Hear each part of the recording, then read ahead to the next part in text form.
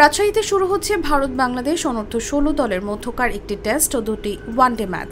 শনিবার সকালে রাজশাহীর শহীদ AHM কামরুজ্জামান বিভাগীয় স্টেডিয়ামে এই ম্যাচের ট্রফি উন্মোচনের আয়োজন করে BCB.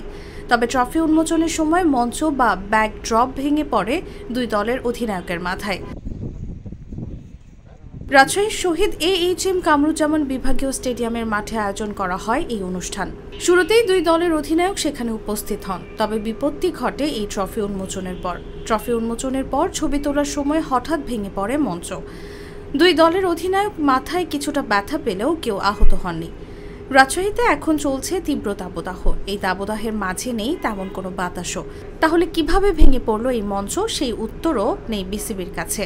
Rajshahi BCB venue manager Arifin Islam বলেন, আমি অসুস্থ, সেখানে ছিলাম না, তবে কেন সেটি ভেঙে পড়েছে তা জানা নেই।